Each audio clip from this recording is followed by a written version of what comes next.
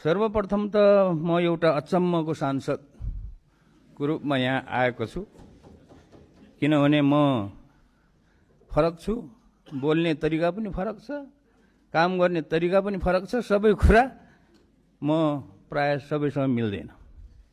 त्यसैले म आफ्नो परिचय पनि दिन चाहन्छु र म कसरी यो ठाउँमा आउनै नपर्ने मान्छे यो ठाउँमा कसरी आइपुगेँ भन्न पनि चाहन्छु। म अमेरिकामा पढेर नेपालमा 2049 साल भाद्र महिनामा आएको र अहिलेसम्म 33 वर्षभन्दा बढी काटिसक्यो।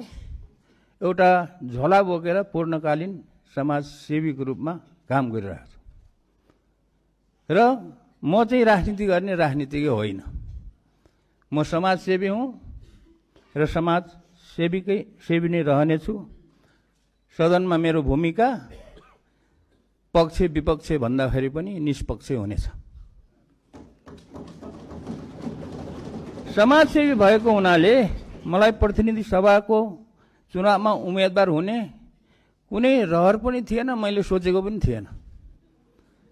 तर 2082 साल भाद्र 23-24 गतेको जेनजी आन्दोलन भएपछि जेनजी भाइ बहिनीहरूले मलाई नै बोलाएर शिक्षा तथा विज्ञान मन्त्री बनाइदिए।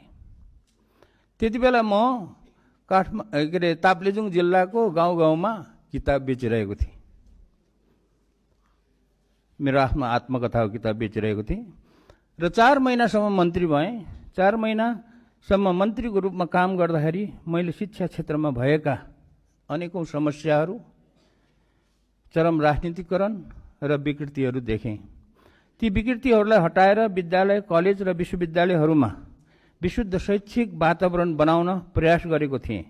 त्यसको लागि 3वटा विधेयकको मस्यौदा बनाएर अध्यादेश ल्याउन र 4वटा नियमावलीहरू ल्याउन प्रयास गरेको थिएँ। तर ती अध्यादेशहरू र नियमावलीहरू ल्याउन त्यति बेला काम चलाउ सरकार भएकोले जतिसुकै प्रयास गर्दाखेरि पनि सकिएन। ती अध्यादेशहरू र नियमावलीहरू त्यति बेलाको मन्त्री परिषदले अनुमोदन गरेर विधायन समितिमा पठाइसकेको थियो।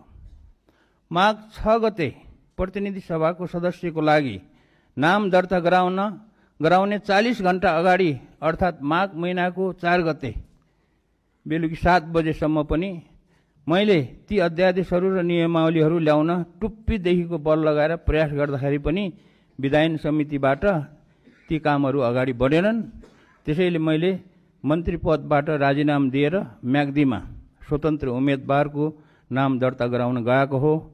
यसरी चुनावमा उठ्नै नपर्ने र उठ्नै नउठ्ने मान्छे चुनावमा उठेको हुँ। म शिक्षा मन्त्री हुँदा ल्याउन खोजेको विधेयक र नियमावलीहरू सम्माननीय प्रधानमन्त्रीज्यूको शिक्षा हेर्ने टिमलाई माननीय सदस्य धर्मकेशी मार्फत गइसकेको छ। आज सदनमा उपस्थित हुनुभएका माननीय ज्यूहरूलाई छोटकरीमा भन्नुपर्दा ती विधेयक र नियमावलीहरू यस प्रकार थिए भनेर जानकारी दिन चाहन्छु। पहिलो अध्यादेश हाल भएका 18वटा विश्वविद्यालयहरूको व्यवस्थापन र सञ्चालनलाई राजनीतिकरणबाट मुक्त गरी पठन पाठनलाई प्रभावकारी बनाउन छाता कानुन बनाउने थियो।